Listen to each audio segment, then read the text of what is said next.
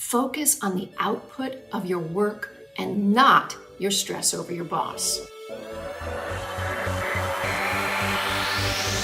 Hi, I'm Dr. Wendy Walsh. I have a PhD in clinical psychology, and I'm here for you on Local Now. Can we talk about toxic bosses?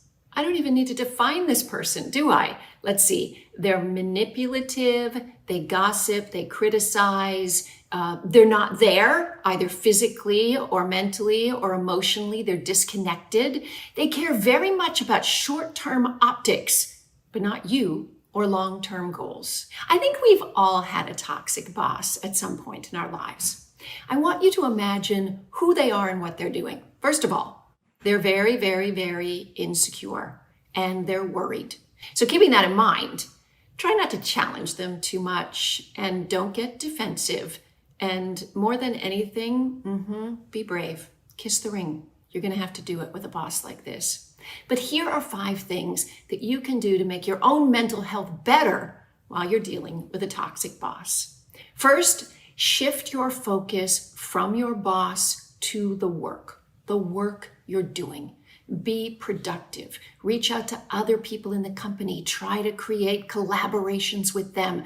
Focus on the output of your work and not your stress over your boss. Take detailed notes. Yes, in front of them. Whenever they give you instructions, just simply say, I want to write this down so I get it right, or let me take some notes in my phone so we have it. This has a dual purpose. One, it makes them a little more careful about their words because they know you're writing it down. And secondly, they know you're keeping a record and you could report them. Number 3, don't be afraid to use strong body language. By that, I don't mean threatening body language. I just mean that toxic bosses thrive when people cower, when people are afraid, when people look up. So don't be afraid to stand tall and be honest and open and pleasant, but there. Number 4, build a network. I promise you, if your boss is being toxic to you, he or she is being toxic to other people too. Find some allies, share stories, and support each other in this environment. And 5, probably the most important, don't be afraid to report this boss to upper management or HR. The only way in large industrial systems that bad apples get thrown out is after multiple reports come from different sources. Use the example of sexual harassment and the Me Too movement. It's only because so many women came forward and then HR could build a case around multiple reports. So it's really important that you don't keep quiet. In the meantime, take care of your own health. After work, make sure you exercise, you meditate, you call somebody who loves you just because it's you. Don't get down about this. It's not your fault. Okay, being shut out in the workplace can be terrifying because think about it. Our paycheck is kind of like our survival mechanism. It's our lifeline. It brings us food, shelter, everything we need. And if we have a boss where we feel like he or she is shutting us out, that can be terrifying. So let's talk about ways that we can tackle this problem. First, ask yourself why a boss would do this. There are generally 2 reasons. One is he or she feels threatened by you. You're smarter, you're more creative. Maybe they're worried you're going to take their job. So they're trying to control you by kind of icing you out. That's one reason. But the more common reason is they just forgot about you. You're doing your job well. You're on autopilot. You don't give them any problems, so they're not thinking about you. That's the better version of this story. So let's talk about what you can do. The first thing, of course, is to verify that your gut instinct is correct. You could be completely off here. And the way I would do it is to have some other colleagues verify it with you. Ask around. Are you noticing this? Is this happening to me or is it happening to everybody?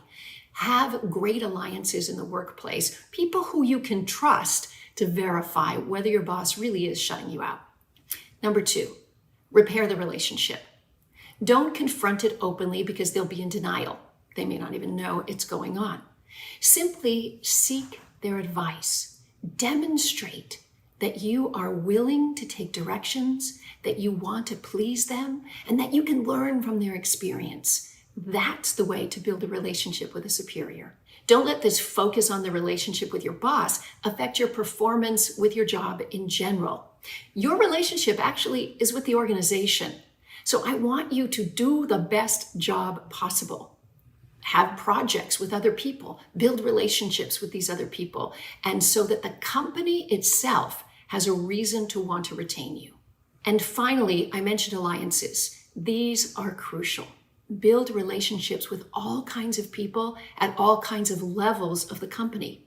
You do this by participating in the extracurricular things. Yeah, it might be the Red Cross blood drive, organizing that. It might be join the diversity committee. It might be the company's softball team. Whatever it is, look for opportunities to volunteer and get involved socially in other ways in your company so that you'll be noticed maybe by your boss's boss. Okay, quick review. Verify your assumptions that your boss is shutting you out. Number 2, try to make repair. 3, do a great job so that the rest of the company can see how great you are. And 4, form alliances and relationships with lots of other people around that boss. You can do this, and you might be wrong anyway. I'm Dr. Wendy Walsh. Thanks for watching on Local Now. I'll see you next time. You can follow me anywhere on my social media. Post any questions, and I'll be happy to answer them at Dr. Wendy Walsh. See you next time.